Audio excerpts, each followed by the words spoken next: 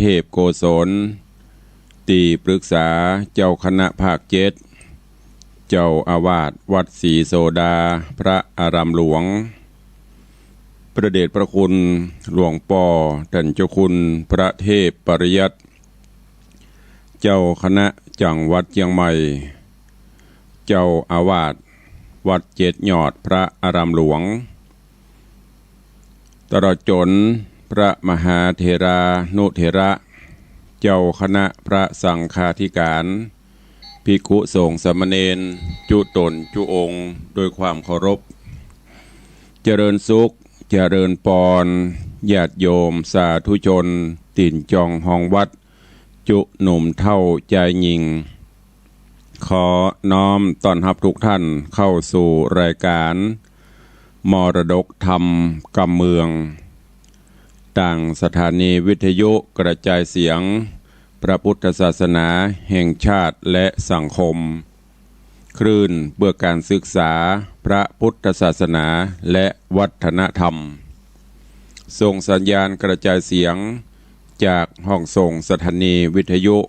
วัดฝ่ายหินตำบลสุเทพอำเภอเมืองเชียงใหม่จังหวัดเชียงใหม่ในระบบคลื่นความถี่ FM 104.50 เมกะเฮิรตซ์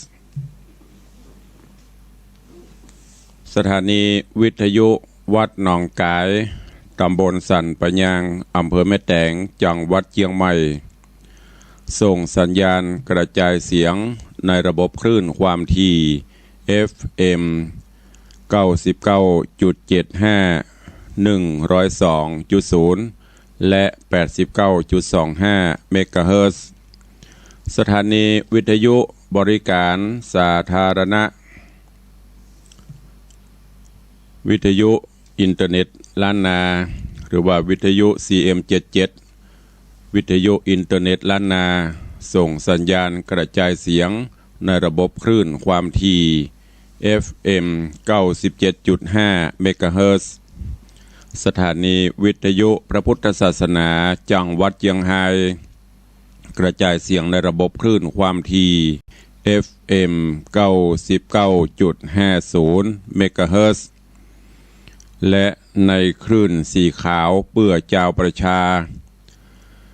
ในอุปถัมภ์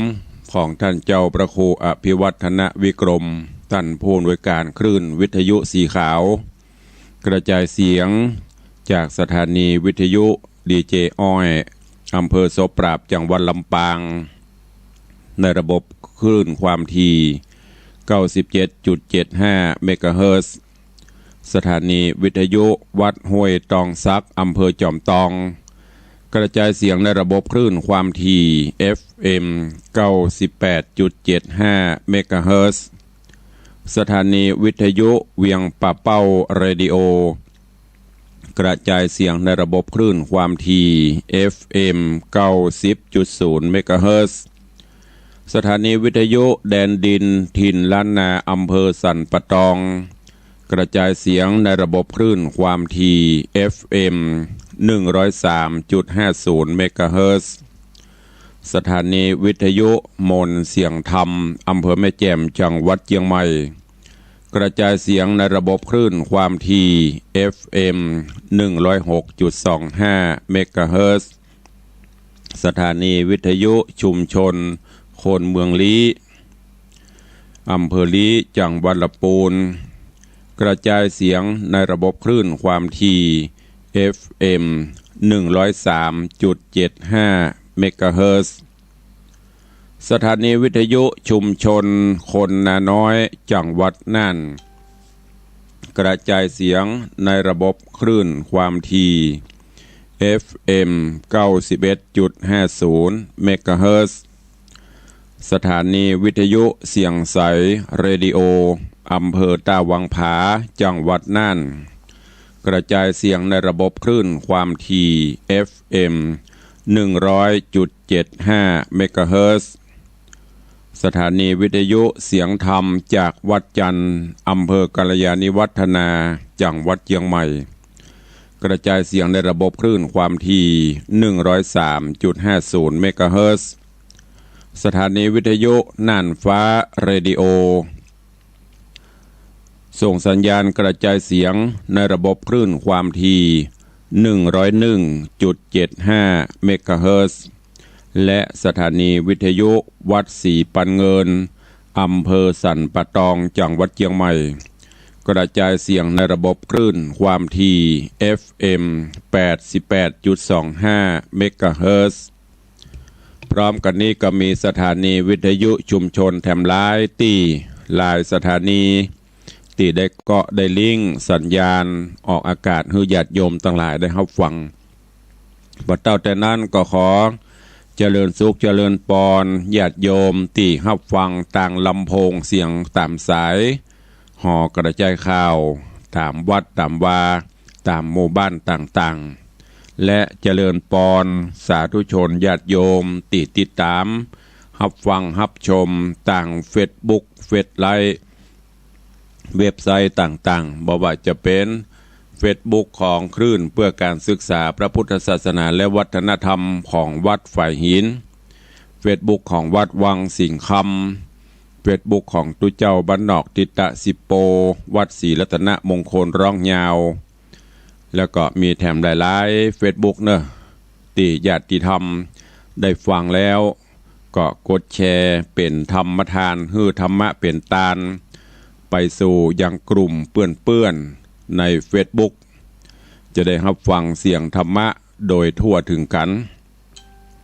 รายการนี้ดำเนินโดยกล่าวกับผมอาตมภาพพระครูวิสิทธิ์ศรีลาภรณ์เจ้าคณะตำบลป่าแดดเจ้าอาวาสวัดวังสิงห์คำตำบลป่าแดดอำเภอเมืองจังหวัดเชียงใหม่เป็นผู้ดำเนินรายการก็นำเสียงธรรมะมาพบมาปะกับญาติธรรมญาติโยมเป็นประจำทุกเจ้าตั้งแต่เวลา6 โมงปลาย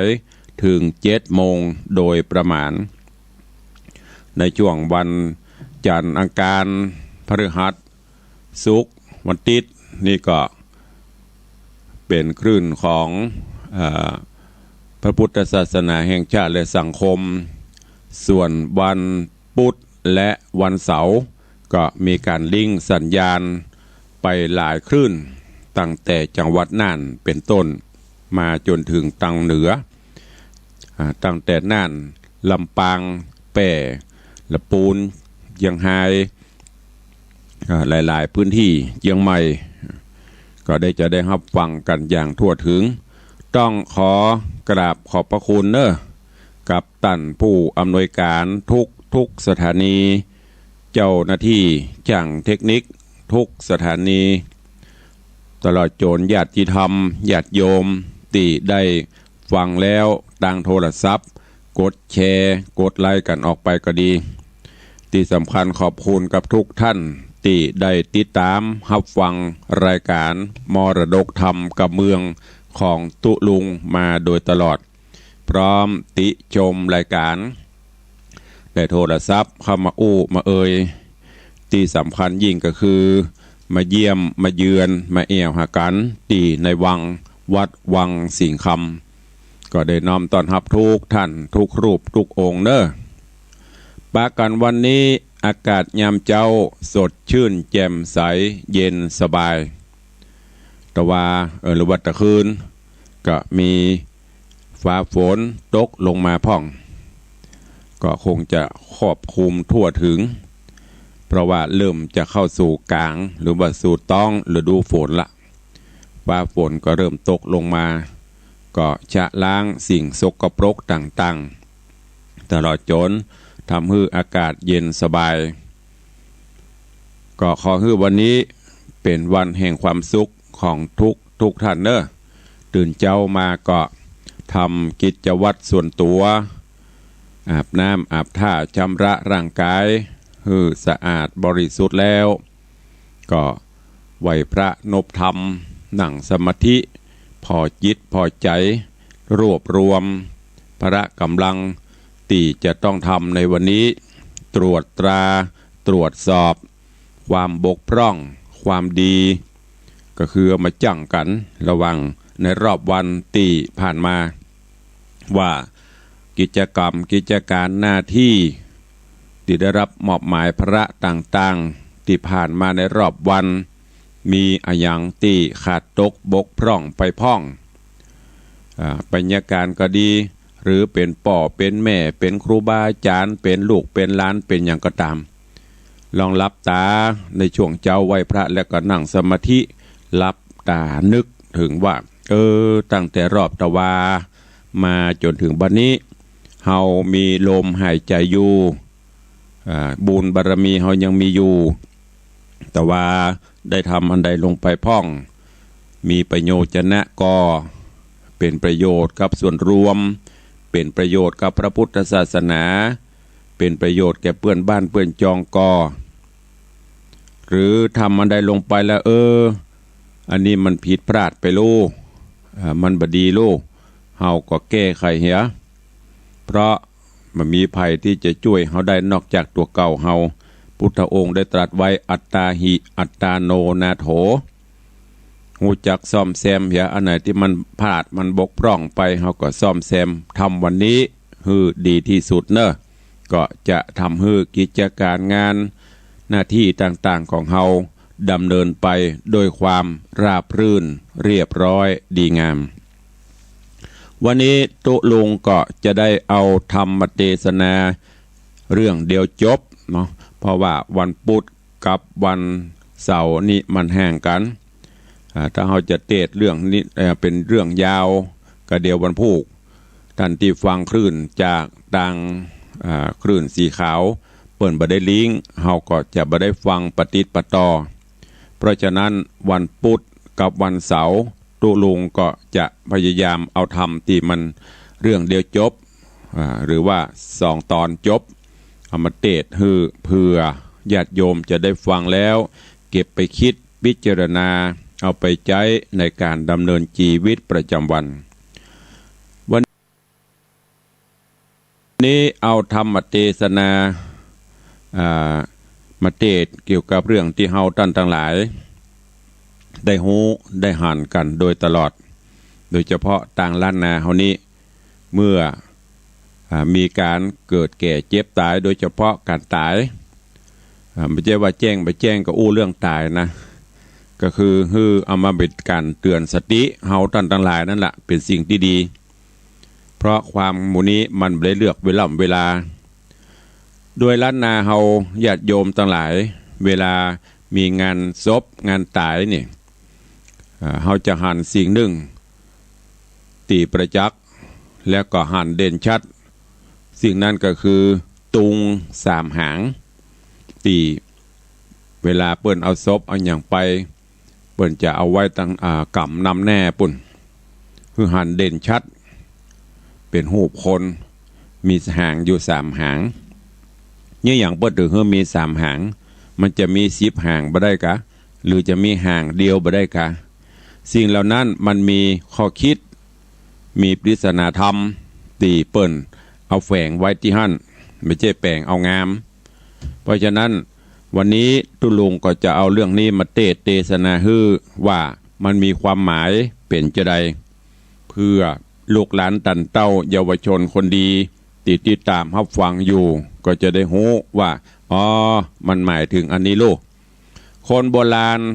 นักปราชญ์ราชบัณฑิตครูบาอาจารย์เปิ้นเอาสิ่งเหล่านี้มาแฝงไว้ในสิ่งต่างๆบอกว่าจะเป็นอย่างเครื่องจะตรงจะตาก็ดีเครื่องอย่างต่างๆล้วนแล้วแต่มีความหมาย ล้วนแล้วแต่สื่อถึงธรรมะสื่อถึงข้อคิดต่างๆเพื่อที่จะนำไปใช้ปฏิบัติฉะนั้นโอกาสบัดนี้ขอเชิญญาติโยมสาธุชนทุกท่านได้ติดตามรับฟังธรรมะยามเจ้าเย็นสบายเพื่อจะได้นำไปคิดพิจารณาใจในการดำเนินชีวิตกันต่อไปณโอกาสบัดนี้นะโมตัสสะภะคะวะโตอะระหะโตสัมมาสัมพุทธัสสะ สัพเพสังขาราอนิจจาสัพเพสังขาราทุกขาสัพเพธัมมาอนัตตาหาติสัทธโวดูราสัพปุริสะตั้งหลายตั้งยิ่งใจหน่อยใหญ่โพมักไฟตั้งทำใจกว่ากรรมและบาปอันกระหยาบนานาปากันมาม้วนหมู่พร้อมนาอยู่กระทำบุญเพื่อหือนุนเตื่อมกรรมได้ล่วงลำภัยมานจริงหือตานติดต่อมีสินก่อหักษาข้อมูลและศรัทธาจุภูโอถ้าอยู่ฟังไปดังจากไขบอกเล่าตามแต่อาจารย์เจ้าในอดีตการได้เตสนากล่าวไว้บัดนี้เล็ดนามูลและศรัทธาตั้งหลายอันว่าตุงสามแห่งนั้นเล่าคนบักเก่าได้แป้งสืบกันมามีหูบดังคนเล่าราแต่สายมีสามหางไว้เป็นไม้เมื่อมีคนตายกล้าพรากจักเอาศพซากไปป่าจ้าก็จักมีคนถือไปก่อนแนะนำตังอันว่าตุงสามหางนี้เรานักปราชญ์เจ้าในอดีตาได้กล่าวไว้เป็นปริศนาว่าเป็นอนิจจังเป็นทุกขังเป็นอนัตตาดังจักจากล่าวแทงเพื่อเหือแจงหันใส่อันว่าอนิจจังนั่นใครบอกไว้คือคนโลกไตยิ่งใจมีรูปกายเป็นเก้าเวทนาเล่าเป็นสองสัญญาปองติดต่อสังขารก่อโดยไปวิญญาณไข่ขวาดหูห่วมกันอยู่นี่เรานักปราชญ์เจ้าเรียกว่าขันแห่คนโลกลายิ่งใจอันว่ารูปกายเฮานี้จะกล่าวจีไข่ปันย่อมแผ่พันความเงียงหูบิดเบี่ยงเฟื่อนวายเกิงหากเป็นไปตามธรรมชาติไผบ่อาจหลีกเว้นไปจากเส้นกฎหมายมีเกิดแก่เจ็บตายจุผู้เฮาบ่อาจหูวันยามมัจจุราชไล่ตามบ่ได้ขาดเหตุนั้นเฮาบ่ควรประมาทลาสาอ่านว่าสังขาราแห่งเฮานี้ประกอบโดยธาตุสี่คือวัดดินน้ำลมไฟย่อมเปลี่ยนไปตามกาลเวลาคือเฮาเกิดมาเมื่อก่อนก็เป็นเด็กอ่อนน้อยน้อยพงอ่อนอ้อยเด็กขาแล้วขึ้นใหญ่มาเป็นหนุ่มเป็นสาวบ่เมินบ่ยาวแต่เราก็ถึงแก่เท่าจะลามีเกศาผมงอกเขี้ยวฟันออกวุ่มเว้าเนื้อหนังนั้นเล่าก็มาเหี่ยวแห้งย่อนยานไปจุแห่งตามตัวแย่มือคายหูก็มาดูผังให้ปูนดีนายตัวเก่าบ่เหมือนยามหนุ่มเนาแต่ก่อนหูนั่นก็ผ่อนบ่ได้ยินถนัดท่านีลมออกวี่อึงอังแม่นจักเงียงหูฟังก็บ่ทีแจงตานั่นก็ดังแสงเป็นเอา ดูมืดมัวเมาบ่เป่งปล่อยแล้วอย่างอีดอ่อนมอยหิวแรงเปียที่ก็ซ้ำมาแฝงอยู่จะใจป่าหือใดเครื่องขีสังขารมีเป็นดังอีนักปราชญ์กล่าวจี้ว่าเป็นอนิจจังนั่นแหละนะดังได้หูหันมานอนใส่หินผาใหญ่ดอยกว้างก็ยังหูแตกมั่งเปปางล้วนเป็นอนิจจังเสียงควายไม้น้อยใหญ่โด่งดานสิ่งมีชีวิตบ่มีวิญญาณหลายแหล่ล้วนแล้วแต่เป็นอนิจจังหูเปปังความเงียงบอบมันเตียงเววนจุมหมู่คนโลกไตสัตว์น้อยใหญ่ตั้งหลายเกิด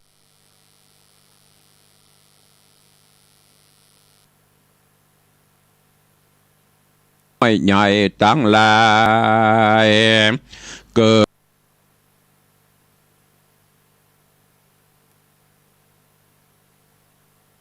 น้อยใหญ่ตั้งหลายเกิดน้อยใหญ่ตั้งน้อยใหญ่ตั้งหลายเกิด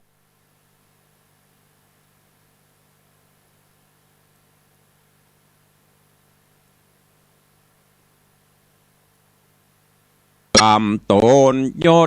ดเตสนาโพดกล่าวจี้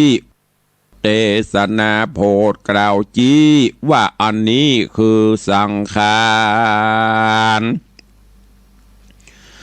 ตั้งอยู่บอดใดบอบเมื่อตั้งอยู่ใดบอบเมื่อนานก็ความเงียงบอบมันเตียงเป็นอนิจจังเป็นทุกขังจะใจบอบเว้นไว้เสียคนและนาห่างตุงทัดไปนั่นใสปราดกล่าวไว้ว่าตุขั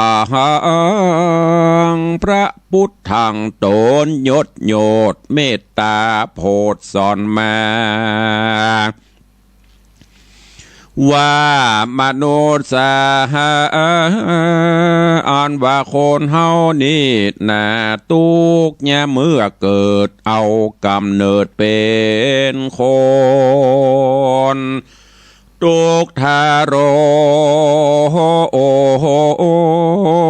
นไม่มาดยำปัญญาตมาแฝงเปียที่แห่งมาคอนตุกบ่ผ่อนแต่เล่ายำแก่เท่าจะลาทุกขเวทนาเอาไม่แย่เมื่อไกลจักตายต้านตั้งหลายม้วนโมจงพรำหูตามมีแดดเตนาทุกแถมประการหนึ่งใส่เกิดทุกเอาไม่เตงจะย้อนบับไฟกิเลสเป็นเก้าเหตุปามาคือมีราคะตัณหาถอยไล่โตสะไม่เครื่องขี่โมหะมีมืดบอดบ่แจงรอดหันสายอ่านว่าไฟของนี้ใส่กันเผาไม่ใจคนใดย่อมเผาไปบอกขาดหือไม่มาดเววาบ่เหมือนไฟธรรมดาสักกากมันลุกไม่หากเป็นเตื้อบ่รังเรือเมินนานส่วนไฟหานกิเลสเผาจิตเจตยิงใจหือฮ้อนลายเหลือแหล่บอกเวนแว่คืนวันจักจองวันจะใจหือเอาไม้เครื่องขี่ตุกจักหนีกลาดกร้อยย้อนกิเลสถอยหายโหนและนาแถมประการดึงเรานักปราชญ์เจ้าสอนมาว่าคนอนาถาอยากไรเอี่ยวเตียวไตขอตาน เป็นอันผ่านต่ำก้อยตุกจ่องหอยเครื่องขี่จุมคนมีกองกอกเงินคำปอถมนากลัวโจรแม่ลักย่องเอาไว้จ้องไปใดก็กลัวไฟจักไม่จักลับใดยินยากก็เป็นตุกหักตัวมา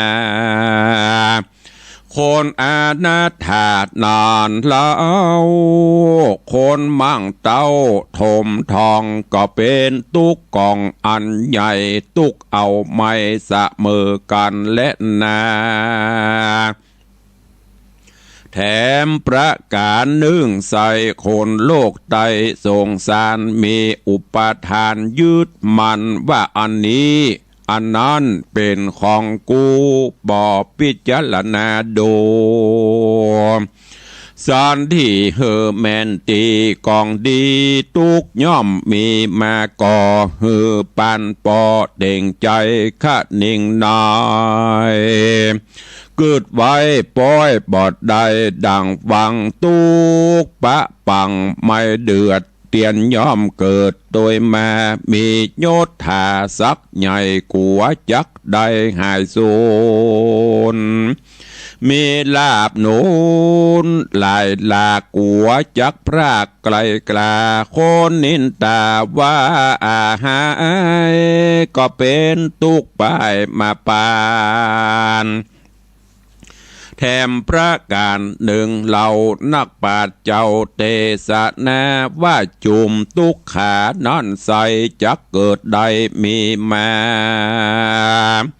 ย้อนปัญจะขันธาตั้งหาแห่งคนโลกลาโลกาปัญจะขันธา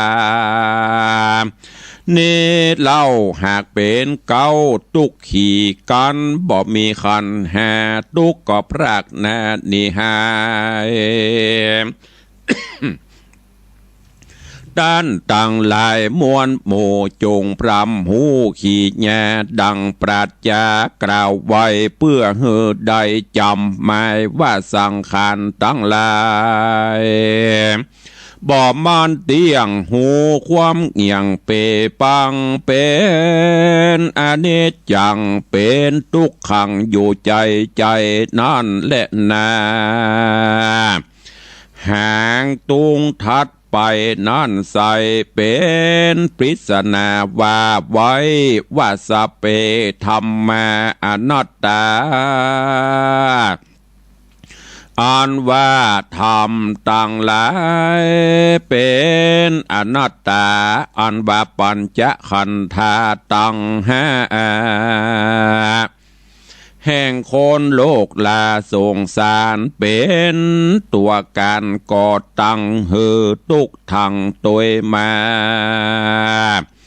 หูเพตาหยะแยกหูแตกมั่งขะจายอันบารูปกายแห่งเฮานี่เล่าบ่ใจของเฮาเตี้ยงแต่สัจจะแน่เป็นทลาหากยืมมาเป็นเตื้อใจเป็นเมื่อเป็นคราวบ่เมินเงาสักกากจักกราพรากมวยมังบ่เหลือข้างอ่อนใดเป็นขี้เต้าไปสู่ลงดินสูนสายหินต่ำไตบ่เวนใบยิงใจเตียนย่ออมตาจุผูบ่เวนกู้เสียคนย้อนอัตตาบ่ใจตัวตนตัวเก่าแม่นจักบังคับเล่าสันใดก็บ่เป็นไปดังกึดไว้บังคับบ่ได้ดิลีดังบาลีกล่าวไว้ว่ายังทุกขังตถานัตตาดังนี้เป็นตนว่าทุกขังหลายแหล่เป็นอนัตตาแต่ดิลีดังรูปกายเฮามีนี่เล่าบ่ฮื้อมันแก่มันเท่าจะลาบ่ฮื้อพญาตมาถูกดอง ในแห่งห้องอินทรีจักหนาวฮ้อนมีนั้นใส่แฮมบดใดสันได้จักแกลไกลลาพรากตามมันหากกฎหมายตันต่างหลายจุโพจงพรำหูตามธรรมฟังแล้วจำชื่อไว้เอาเป็นไม้นำต่างวัดตุงสามหางนันเรานักปราชญ์เจ้าอติตา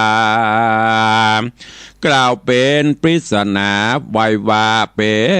นอนิจจังทุกขังเป็นอนัตตาอานิจจังนั่นแน่บ่เที่ยงมันทุกขังนั่นก็เป็นทุกนักแน่อนัตตา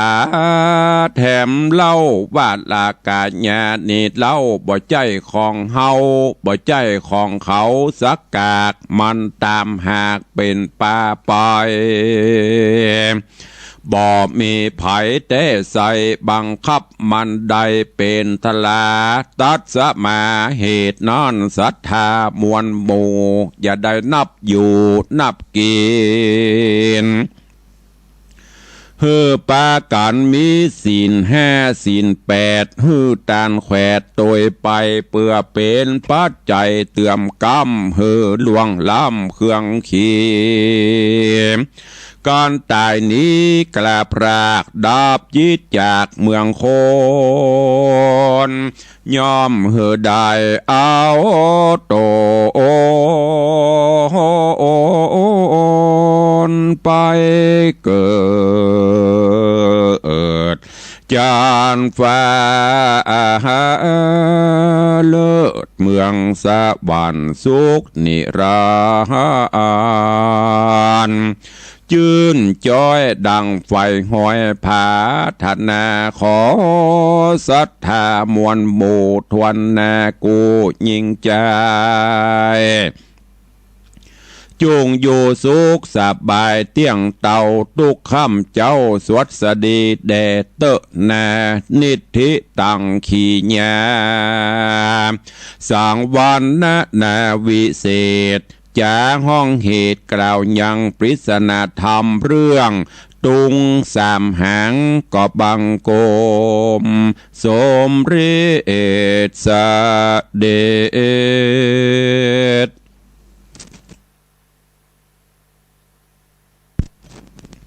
เจ้าวันนี้ก็ได้ฟัง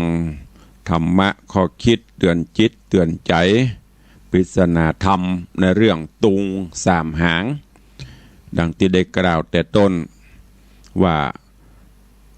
เมืองล้านนาเฮาครูบาอาจารย์ตันเจ้านักปราชญ์ราชบัณฑิตเปิ่นจะมีสิ่งต่างๆที่แฝงโดยธรรมะแฝงด้วยคติธรรมข้อคิดคือเฮาตันทั้งหลายได้ฮู้ได้หันได้ฟังได้นำไปคิดพิจารณาพอมองย้อนเข้ามาหาตัวเก่าของเฮาอย่างที่ตุลุงได้บอกล้านนาเฮามีงานศพเพิ่นจะมีตุงสามหางแบกนำแน่ไปพร้อมกับถุงห่อเข้าบางตีเพิ่นก็มีหม้อไฟนำสิ่งเหล่านี้มีสาระมีข้อคิดแอบแฝงปริศนาธรรมแฝงทุกอย่างอย่างที่เอาเทศวันเนี้ยเรื่องตุงสามหางเนี่ยมันก็มีข้อคิดมีความหมายที่เฮาตันทั้งหลายจะนำไปคิดพิจารณาตุงหางที่หนึ่งที่ในตุงสามหางที่ญาติโยมทั้งหลายฟังจบลงไปนะก็คืออนิจจังทุกขังอนัตตาอนิจจังบ่เที่ยงบ่มั่นเกิดขึ้นในเบื้องต้นแปรปรวนในท่ามกลางแล้วก็แตกดับสลายไปในที่สุดทุกขังก็คือความเป็นทุกข์คนเฮาเกิดมามีทุกข์เหมือนกันบ่ทุกข์นักก็ทุกข์น้อยล้วนแล้วแต่ว่ามันเป็นสังขารธรรมปัญจขันธ์ทั้ง5รูปเวทนาสังขารวิญญาณอย่างพวกเนี่ยก็ทำให้เฮามีทุกข์อย่างกรรมครูบาอาจารย์ตันเจ้าประวัติถ้าเฮาบ่ค่อยทุกข์เฮาบ่ค่อยตายนั่นก็คือนิพพานบ่ต้องเกิดมาละอันเนี้ยเฮาจะบ่ทุกข์เฮาจะบ่ตาย แต่เมื่อเฮายังเวียนว่ายตายเกิดมาอยู่เฮาก็จะต้องประสบกับสิ่งเหล่านี้อนัตตาคือบ่ใจตัวบ่ใจตนครูบาอาจารย์มีพระพุทธเจ้าเป็นต้นเปิ้นก็ได้นำมาชี้แจงมาบอกเฮาท่านทั้งหลายว่าจะไปยึดมั่นถือมั่นเนอะสิ่งเหล่านี้มันบ่เที่ยงแท้แน่นอน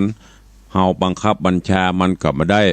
มันก็บ่ได้อยู่ด้วยเฮาเมินเฮาก็บ่ได้อยู่ด้วยมันเมินเมื่อถึงการเวลาต่างก็ตั้งปัดต้องพรากกันไปสังขารธรรมก็ต้องแยกออกไปดินสู่ดินไฟสู่ไฟน้ำสู่น้ำลมสู่ลมธาตุทั้งสี่ที่ไปสุมจุ่มนุมกันวันใดวันหนึ่งหากว่ามันบัดสะแมงมันบาลานกันมันสะแมงกันธาตุลมกำเริบธาตุดินกำเริบก็เดียวกับปล้องไปละเข้าอูเช็คซ่อมไปหาหมอถ้าหมอจับจุดถูกเช็คถูกก็อยู่เมินไปแต่ถ้าหมอเอาบ่ได้แก้ไขจะได้กับได้ละแก้ตั้งหนึ่งลุแก้ตั้งหนึ่งปังสุดท้ายก็เผานี่คือสัจธรรมสิ่งที่เกิดขึ้นในโลกนี้ไม่มีใครที่จะฝืนได้จะอยู่ในฐานะใดเพศใดวัยใดศาสนาใดสุดท้ายก็มีสภาพเหมือนเดียวกันหมดฉะนั้นญาติโยมทั้งหลายบ่ต้องไปแข่งแย่งชิงดีกันอย่างเด้ออยู่ไปสร้างบุญกุศลสร้างคุณงามความดีไปบ่ต้องไปสร้างความเดือดร้อนอย่างหือไผปั้มเปงบุญกุศลไปสร้างประโยชน์คุณูปการไว้กับโลกนี้เฮาตายไปแล้วชื่อเสียงเฮาจะยังอยู่ลองพอก้อยอย่างครูบาเจ้าท่านเจ้าครูบาศรีวิจัยครูบาศีลธรรมท่านเจ้ามรณภาพไปครูบาตายไปได้มุกี่ปีหรือบุคคลผู้สร้างคุณงามความดีต่อโลกมนุษย์หลายท่านหลายคนที่เปิ่นแปลงอนุสาวรีย์แปลงอย่างมนั้นไปเพราะเปิ่นสร้างคุณงามความดีคนก็เลยหู้คนก็เลยสักเสริญเฮาท่านทั้งหลายควรจะเอาท่านเหล่านี้มาเป็นตัวอย่างในด้านการประพฤติปฏิบัติไม่ใช่เกิดมาแล้วใจชีวิตปนไปเป็นวันกินแอวเล่นบะเซาะแสวงหาบะสร้างอย่างไว้กับโลกนั่นแปลว่าถึงแม้นจะมีอายุ100 ปีก็บ่มีความหมายอย่างเด้อฉะนั้นวันนี้ตุลุงได้นำเอาปริศนาธรรมเกี่ยวกับเรื่องตุงสามหางมาเทศนาให้ทุกท่านก็หวังว่าคงจะมีสาระมีประโยชน์น้อมนำไปคิดพิจารณาเตือนจิตเตือนใจเตือนตัวเก่าแล้วเราจะได้มีความสุขทางโลกนี้และโลกหน้าก็ฝากไว้กับทุกท่านในเจ้าวันนี้ตัวเองก็ก่อนที่จะได้ได้จาหน้าไมค์กันนั่นตุลุงก็ขอเมตตาเวลาประชาสัมพันธ์ข่าวสารโดยต่างวัดวังสิงห์คำก็จะมีงานช่วงนี้ก็ได้แจ้งประชาสัมพันธ์ให้กับญาติธรรมญาติโยมต่างหลายกำเดียวก่อนเนาะก็เดียวก็ตะเล่เนาะขอกระเดียวให้โทรบัดโทรระวังเนอะตุลุงขออนุญาตจ่ากระเดียวมันจะขาดตอนฟังโทรเตื้อขออนุญาตกระเดียวถ้าบอกว่าเอาโทรเข้ามาได้ก็โทรก็ด้วยในเดือนหน้านี้เนอะ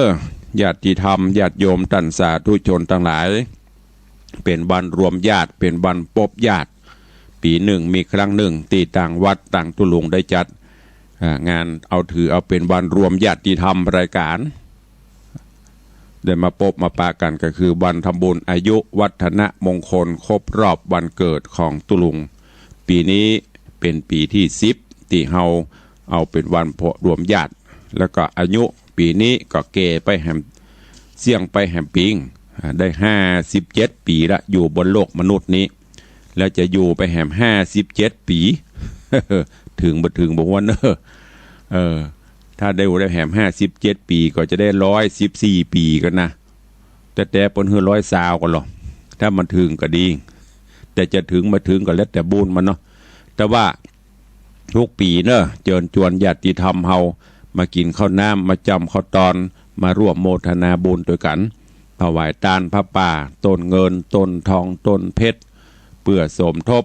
กองทุนนิธิวิสิตศรีลาภรณ์ที่เขาได้ปฏิบัติกันมาทุกปีร่วมสืบโหราจตาเสริมบารมีธรรมแล้วก็ปีนี้เป็นพิเศษเขาจะได้ร่วมกันหล่อสารูปพระเจ้าทองคำพระพุทธรูปทองคำที่เฮาตั้งทั้งหลายได้ร่วมกันบริจาคทั้งทองคำทั้งปัจจัยจะได้หล่อเป็นตนเป็นองค์เนอะในวันเสาร์ที่22เดือนสิงหาคมเดือนหน้านี่เนอะฟังแล้วจำให้ดีก็เดี๋ยวเมื่อใดก็ตุลุงนะฟังแล้วก็แต่ประจำนะฟังตัวเองวันเสาร์ที่22เดือนสิงหาคมคือเดือนหน้านี้เจิญจวนเข้าสู่วังเนอะทุกท่านทุกบ้านทุกจองตั้งแต่เมืองน่านมาใครจะมาร่วมบุญกุศลก็มาได้วันเสาร์ที่22เดือนสิงหาคมพี่น้องญาติธรรมคลื่นสีขาวเฮาก็ดีคลื่นพระพุทธศาสนาก็ดีทุกคลื่นตีฟังอยู่เนอะเจิญจวนกันมาจวนกันมาเมาโลดกันมาก็ทางวัดวังสิงคำสถาวัดวังสิงคำศิษยานุศิษย์ยินดีต้อนรับทุกท่านกุปีก็จะเต็มลานวัดขาวเพือกมาร่วมพิธีด้วยกันเนอะท่านผู้ใดจะร่วมเป็นเจ้าภาพสังฆทานก็ดีโฮงทานก็ดีหรือห่วมบริจาคตามจิตเจตนาก็ขอเจริญปอนเนอะขอบคุณอนุโมทนาบุญกับปีอ้ายธนวัฒน์ยมปีทัตพิชาสุสิงคำร่วมเป็นเจ้าภาพพระป่ากองเงินกองทองกองเพชรและสังฆทานซึ่งโดยเฉพาะต้นเงินต้นเพชรก็จะได้เป็นทุนในการปิดทองพระพุทธรูปสารูปเจ้าในวิหารหลวงรวมถึงมวล 155,000 บาทขอบคุณยมพิมพ์บุญใหญ่หมู่บ้านวังตาลวิลล่าร่วมเป็นเจ้าภาพพระป่าต้นทอง5ต้น 50,000 บาทแม่ปราณีพยาไคหพลบ้านหนองแต้นพร้อมลูกหลานร่วมเป็นเจ้าภาพพระป่าต้นทอง2ต้นสังฆทานแถม1ชุด 22,500 บาทโยมแม่จันดีวิสุทธินันท์เจดีย์แม่ครัวพร้อมลูกหลานเป็นเจ้าภาพพระป่าต้นทอง1ต้นสังฆทาน1ชุด 12,500 บาทแล้วก็มีโยมแม่เครือวันดวงคำโยมปินานจรัญปิยจันทร์ปินานจรัญนี่ร่วมเป็นเจ้าภาพสังฆทาน1ชุด 2,500 บาทแม่อุ้ยม่อนเตรียมตาเฉียบแหลมพร้อมลูกหลานตันเต้าญาติธรรมบ้านสารปีนี่จะเอาโฮงตาลมาพร้อมกับร่วมเป็นปัจจัยมาตัวเองแม่เท่าบัวเงินบุญชัยแม่ลิมเป็นเจ้าภาพน้ำดื่มแล้วก็มีโยมแม่ประภัยศรีเสาคำบ้านวิเวกวนารามร่วมทำบุญ500 บาทโยมแม่บัวคำก่ำปูคาโพทองเจริญ500 บาทแม่อุดคิดชัยพระป่าต้นเงิน1ต้น 1,000 บาทแม่สปันตันดิกุลหมู่บ้านจัดสรรทหารต้นเปาสันกระแปงรวมบริจาคมา 2,000 บาทและน้ำดื่มแถม30 แพ็คโยมธีรชัดโยมทิติรัตน์โยมวรกุลตันดิกุลสันต้นม่วงเหนือ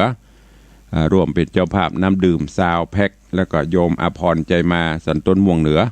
น้ำดื่ม10 แพ็คอันนี้ผู้ที่ร่วมบุญกุศลแจ้งมาก่อนแล้วส่วนท่านที่จะร่วมโมทนาบุญอันใดก็ติดต่อเข้ามาได้เนอะสังฆทานถวายพระเจ้าพระสงฆ์ชุดละ 2,500 บาทพระป่าต้นเงินกับปอนละอันต้องทองต้นเพชรท่านถ้ามีได้ก็ดีต้นทองต้นเงินต้นละ999 บาทหรือว่ากล่องละ999 บาทหรือตามจิตเจตนาศรัทธาเนอะ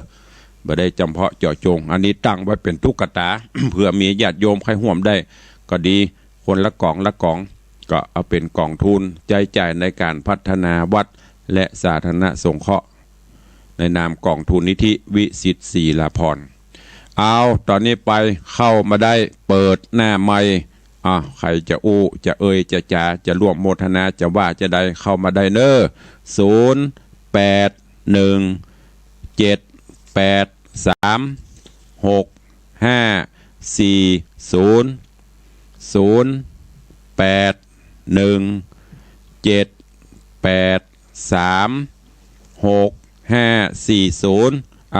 ยหนึ่งสายแรกวันนี้จะมาจากที่ไหนตังน่านกะตังเจียงไฮ้กะตังเจียงใหม่จอมตองสันปัดตองห่างดงกะเข้ามาได้เด้อเจริญปอนแม่บัวคำว่าจะบริจาคน้ำสาวไปกับเจ้าเอาเพิ่มเติมเนาะเจ้าสาธุอนุโมทนาเด้อแม่เนอเจริญปอนขอบคุณกับโยมแม่บัวคำกำปูคาก็จะร่วมทำบุญน้ำดื่มแหมซาวแพ็คขอบคุณโต้ยเจริญปอนกลับนมัสการครับผมครับจากไหนเอ่ยจากได้หลอกครับผมว่าจะได้อันนี้คติธรรมจะดีนะครับนะผมก็แก้หามาได้ยินนะครับผมดีละฟังไปตุลุงก็จะพยายามเอาเรื่องต่างๆมามาจามาเตะให้ฟังเด้อครับสาธุอนุโมทนามันมีนั้นตุลุงที่อย่างก็ห่อข้าว100ห่อครับผมนั่นเดี๋ยวจะเสาะมาเน้อถ้าปะก็จะมาเตะเน้อครับผมสาธุเจริญปอนครับผมเจริญปอนสายต่อไปไพศาลเจ้าเจริญปอนจากที่ไหนจากเมืองน่านเจ้าว่าจะได้สัญญาณชัดจีเนาะแต่ก็โทรบอกใครได้มาตันเพิ่นสักเดือนเจ้าดีละถ้าตันก็โทรมาเน้อเมืองน่าน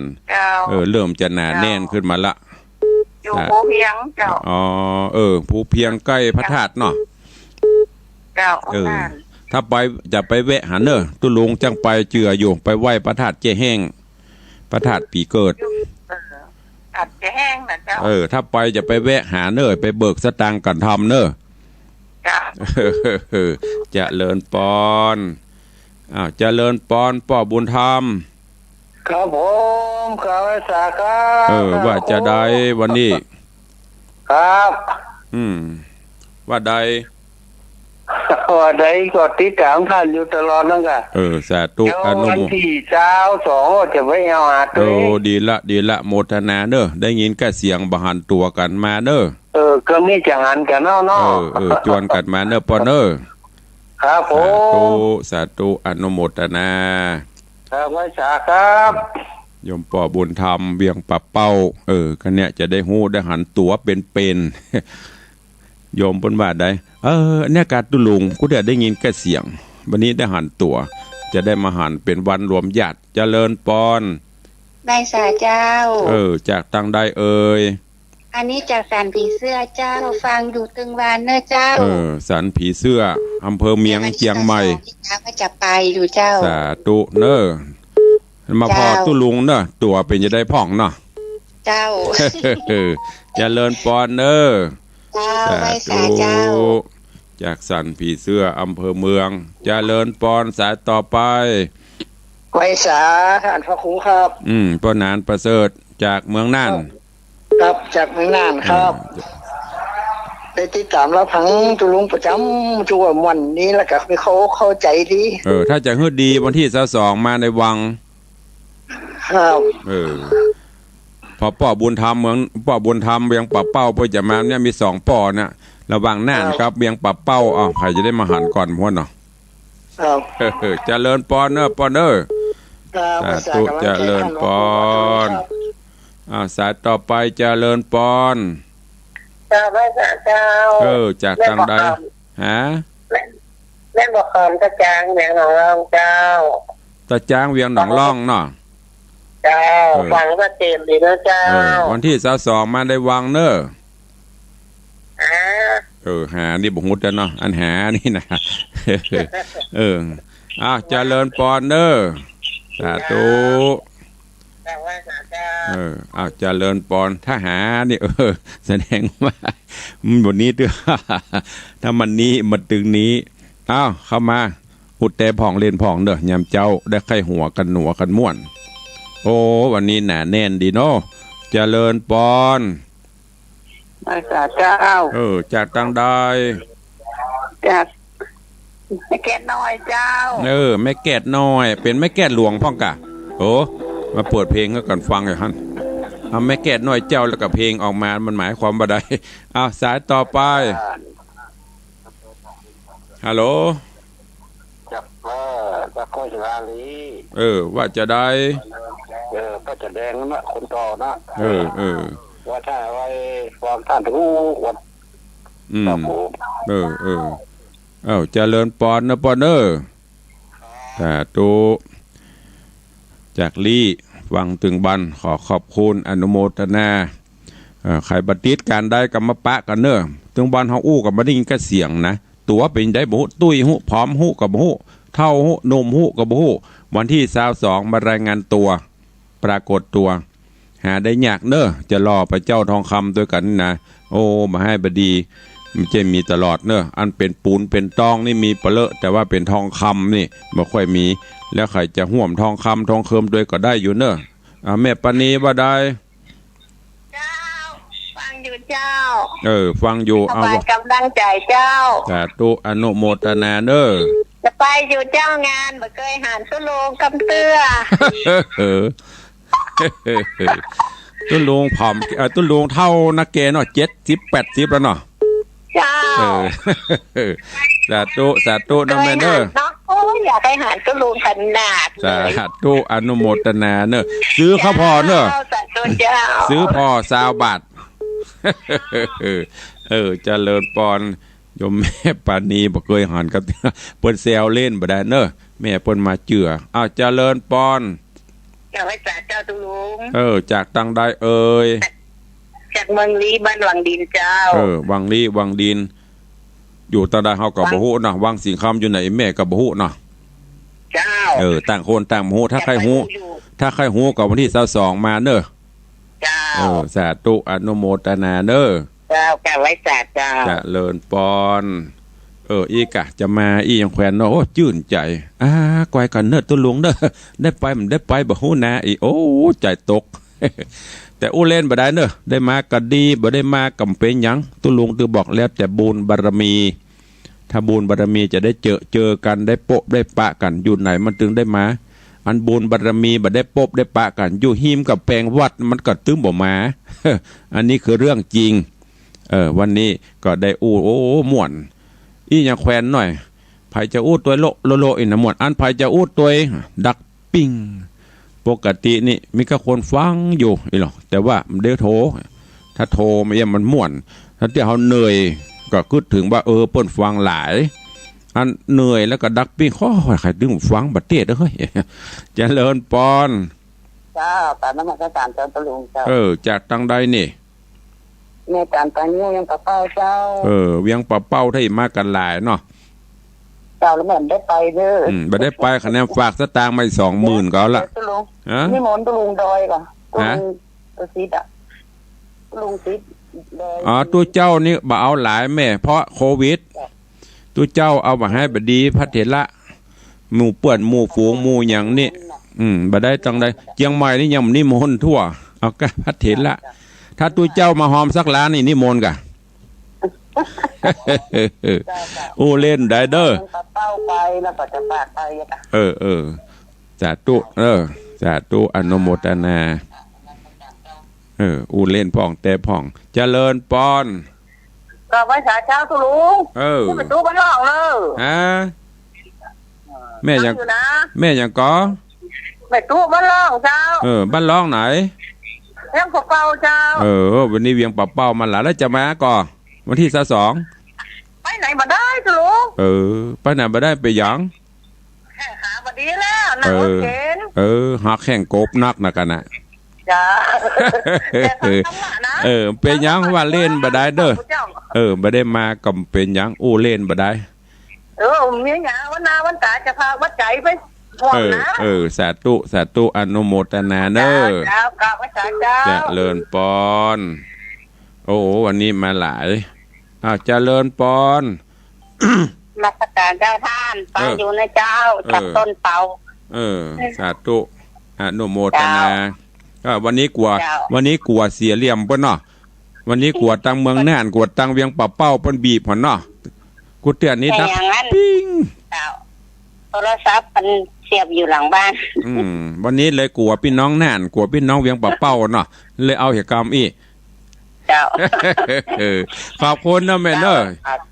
เจะเลิญปอนเสียวเล่นหมู่เจียงใหม่ กูเตือนนี้เจียงใหม่ดักปิ้งวันนี้เต้าโลโดเจริญปอนสาธุเจริญปอน ก็นมัสการเจ้าข้อม่วนแต่วันนี้แต่ตะวางง่อมเนาะ ก็ง่อมกับหมู่เจียงใหม่ละปูนที่ฟัง3-4ดักปิ้งเนี่ยมี2 สาย3 สายนะเฮาถึงถ้าบ่แจ้วันพุธกับวันเสาร์นี่เมื่อยบ่ได้ถ้าวันอื่นนี่เมื่อยกะบ่ลูกละมันจะมีใครฟังบ่เตด แกล้งกับว่องบอกแกล้งกับว่อง แกล้งกับพ่องกะเขาบ่โทรหรอกถ้าวันพุธนี่เมื่อยบ่ได้วันเสาร์เมื่อยบ่ได้พี่น้อง วันนี้อันท่านตะโกนง่อมไว้ตัว ดักปิ้งอ่ะวันนี้นี่ม่วนถ้าจะอีกถึงวันนี้เขาเมื่อยกับลูกเตดเขาฟังอยู่อะ เจ้า เจริญปอนเด้อ ถ้าแม่ไม่ได้ไปแม่ก็ส่งปัจจัยไปเด้อ เป็นหยังถ้ามาก็ถูกถ้าบ่มาก็จ่ายมานักหน่อยเจริญปอนเด้อสาธุ นมัส เวลาหมดเวลาพอดีอู้กันเพลินม่วนสายสุดท้ายเจริญปอนสายสุดท้ายฮัลโหล สาธุลุงครับ เข้าใจเว้ยเวลาหมดแล้วต่อเวลา1 สายสุดท้ายบ้าจะได้ ครับจากวิเวกแม่โจนะครับ สาธุอนุโมทนาเด้อ เอาปัจจัยไปห้อมก่อนนะครับ แล้วก็วันที่22ก็จะไปร่วมงานครับ ได้เลยโมทนาสาธุเด้อ ผม จะ